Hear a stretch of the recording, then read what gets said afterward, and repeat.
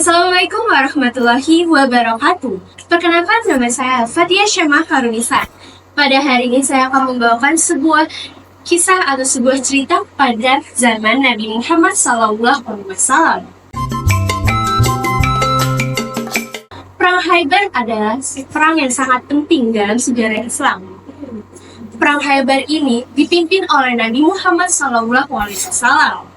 Dan perang tersebut memiliki pasukan 1.400. Peperangan ini terjadi pada tahun 7 Hijriah 628 Masehi di kota Khaybar. Peperangan ini pula menimbulkan banyak konflik.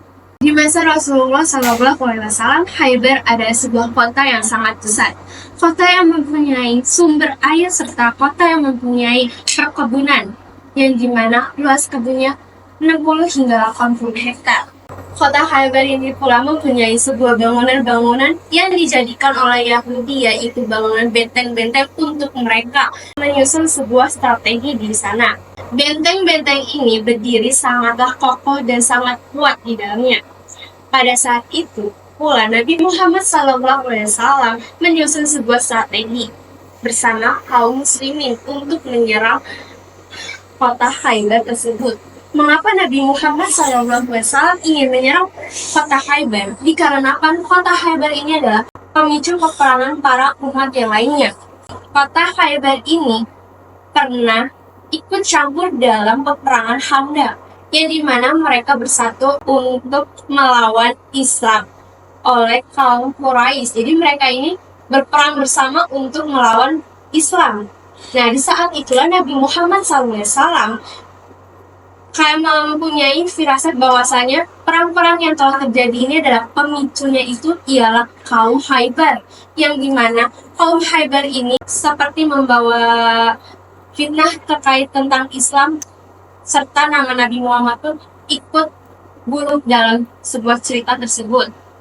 Namun ada pula cerita yang dimana peperangan ini terjadi dikarenakan kaum Yahudi diusir oleh Nabi Muhammad SAW dari kampungnya, yaitu Madinah. Dikarenakan kaum Yahudi ini sangat berkhianat kepada Nabi Muhammad. Oleh karena itu, kaum Yahudi ini diberi hukuman oleh Nabi Muhammad dan ia diusir oleh Nabi Muhammad dari kota tersebut. Rasulullah SAW juga melihat bahwasanya akses penyiaran agama Islam ini mulai tersedat, bahkan terlihat mulai sulit untuk menyebarkan agama Islam ke para penduduk-penduduk yang ada di sana.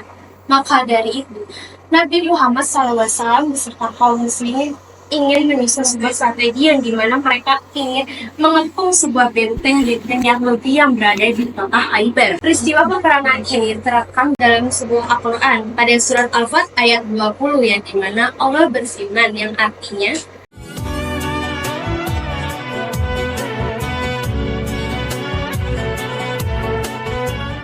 pada saat itu Nabi Muhammad SAW beserta pasukan kaum muslimin telah tiba di kota Khaybar. Mereka tiba sebelum fajar.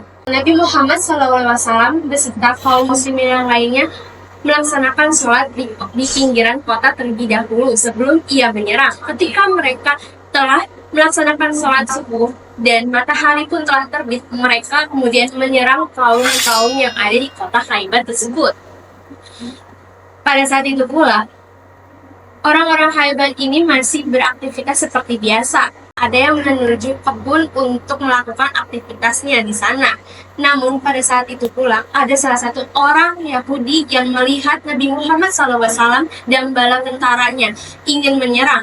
Ketika Nabi Muhammad SAW melakukan sebuah pergerakan, kaum Yahudi ini pun berlari menuju benteng dan berteriak.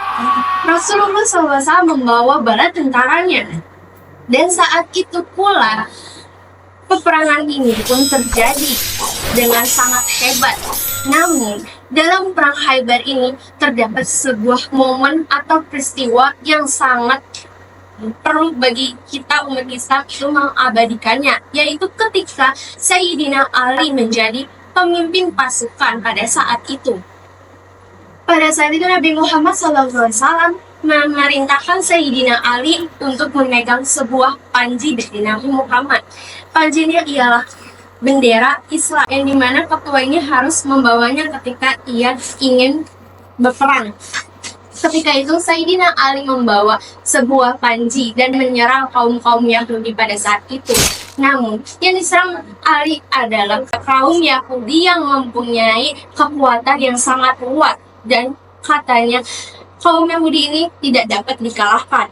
Namun, pada nyatanya Ali dapat mengalahkan kaum Yahudi tersebut. Kekhasan Sayyidina Ali pun sangat luar biasa dalam peristiwa ini. Satu persatu benteng pun kalah dan dapat ditaklukkan oleh Sayyidina Ali pada saat itu.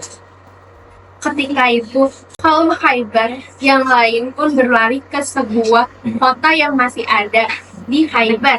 Namun kota ini sangatlah kecil. Ketika orang-orang Muslim ingin menyerang, mereka terlebih dahulu sudah menyatakan bahwasanya mereka kalah karena mereka tidak sanggup untuk melawan kaum Muslim yang lainnya. Pada saat itu Nabi Muhammad SAW ingin mengusir mereka dari tempat tersebut, namun tidak terjadi dikarenakan kaum Khaybar ini dapat berpotensi sangat berpengaruh dalam Islam, terutama ekonominya. Maka dari itu Nabi Muhammad SAW membuat sebuah perjanjian pada kaum Khaybar, yang dimana mereka akan tetap tinggal di sebuah kota ini, namun mereka harus membayar pajak dari hasil pertaniannya. Mengapa Nabi Muhammad tetap menyuruh mereka tinggal? Karena mereka ini sangatlah pintar dalam mengelola ekonomi, apalagi dalam mengelola perkebunan. Pada saat itulah kemenangan Islam pun telah terjadi.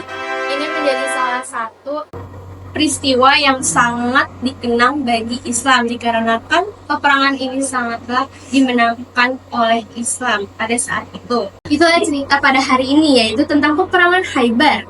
Terima kasih untuk kalian semua yang telah mendengarkan sebuah cerita peperangan Khaybar pada zaman Nabi Muhammad SAW. Jika ada kata, mohon maaf.